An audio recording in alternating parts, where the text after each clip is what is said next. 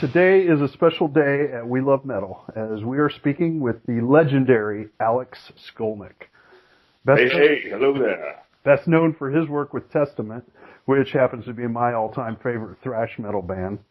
Alex has a pretty diverse musical background, including the project we're focused on today, Metal Allegiance.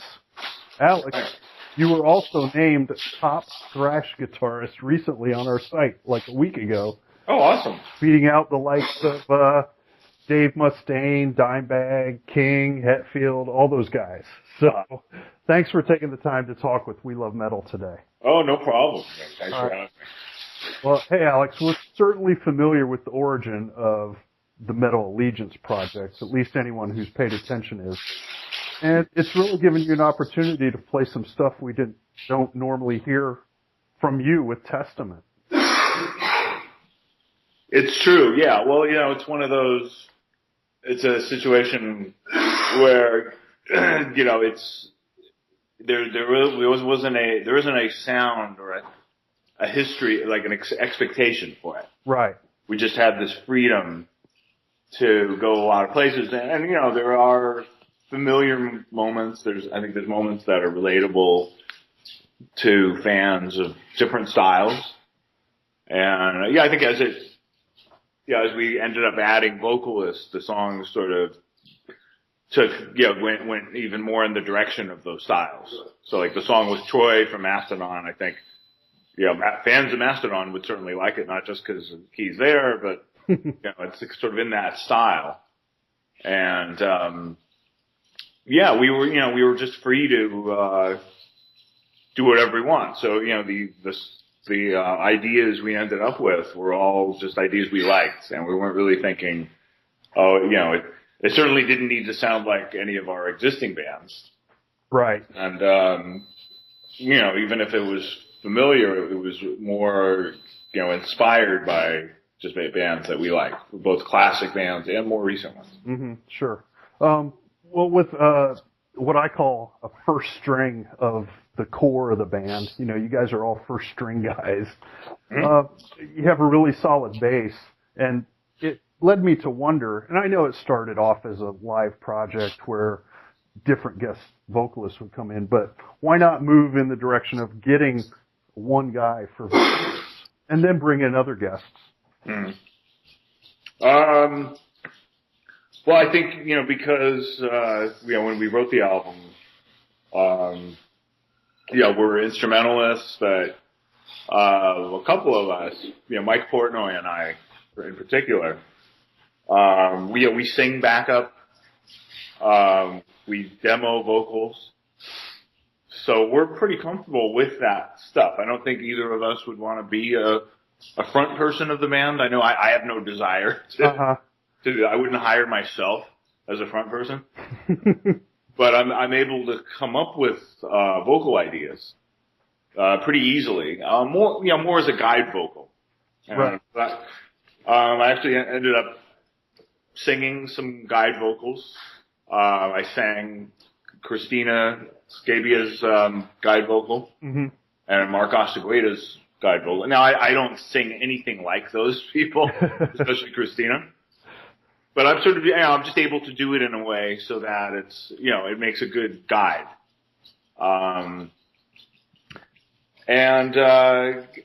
Mike actually sang a guide vocal for the, To Wait Until Tomorrow, which Doug Pinnick ended up singing. Mm-hmm. And his voice actually was pretty surprisingly close to that. Okay. Like, if we had to, we could have kept that vocal, but, we definitely wanted Doug, and who worked out great. Yeah, that's actually, one of my follow-up questions was that one of the most interesting pairings was Doug and, Jamie Jasta. I've loved Doug since, the beginning of King's X. So how did that come about, putting those guys together? We just, I guess, we had the main part of the song. Uh-huh. And we knew we needed somebody soulful. So, Yeah, we had a few people in mind, but Doug was one of the first, and he happened to be available. But then, the bridge of the song really needed, heaviness. A little more aggression. Yeah, something really aggressive. And, that's not really what Doug does. And we just, okay, this is a great opportunity to bring somebody else in who, that we want to get on the album anyway. And it ended up being this really cool, quirky thing. This quirky duo. Yeah, nobody would have thought to put those guys together. No. Surprise, it works. Yeah, it certainly does. Who did you have the most fun working with on the album? We had so much fun. And I was actually saying in an earlier interview that this is a metal project where we're allowed to have fun. Heavy metal started off, especially if you think of early Black Sabbath, it started off as like dark, very serious music. Mm-hmm. So it was never really about humor, Metallica had a great sense of humor offstage. And that was always a part of it. I always thought that was clever. They incorporated humor into their promotional materials. Mm-hmm. But the music, was very, other than, on some of the EPs when they goof around. Right, like the Garage Days stuff. Mm-hmm. It was very serious. And this is an interesting blend because, the music, it doesn't feel funny. But we have so much fun. Right. And live, it's a lot of fun. And I would say, the fun master is Mark Osegueda. He is the life of the party. And that's why we, for live, he's like become a core guy. Okay. I think he's done every live show with us now. So usually, we have me and another guitar player. Last time it was Phil from Machine Head. Mm-hmm. This time it's going to be Bumblefoot. And then, the last vocal duo was Mark and Troy from Mastodon. This time it's going to be Mark and Chuck Billy. But he's just a super fun guy, and he's got a lot of range, and people just know him for Death Angel, but there's so much more that the guy can do. So you get to hear it with this project. Okay. Where are you guys playing next then? We are playing. Well, we're doing this tour. I'm on the road right now with Testament and Slayer. Yep. And we're actually on break at Chuck Billy's house. So if you hear dogs barking, he's got little dachshunds. And we have about a week. Kind of surprising. I would have figured more like Doberman or something. Yeah, Dobermans are German Shepherds. Cute little wiener dogs, and there's 4 of them. But we have about a week's worth of these shows, and there's one right there. And then and then we have a few days, and then our first show is in Providence, Rhode Island. Okay. Metal Legion. And then a short tour with that. Okay. Yeah, it's about a week long. Okay. Speaking of Testament, if I could go down that road for a moment, I saw you guys for the first time in a long time about almost 2 weeks ago in Madison. That was a fun show. Yeah, so kind of a neat venue there. That was my first time there. But aside from actually playing the music, one of the things I enjoyed most about Testament was that you guys had a smile on your faces the whole time. And yeah, I think we reached a point where it's okay to have fun. Yeah. You know what I mean? We're not trying to just it's a nice place to be in. You don't really have to prove yourself anymore. You know, how brutal and vicious can you be? It's like, no, you know what? We've proved, we can be heavy. That's not an issue. And now it's like, it's okay to have fun. So I think, you know, it's nice. We've reached that point. Yeah, and I think the crowd really feeds on that too, because they realize that, hey, they're not just up there to make a few bucks.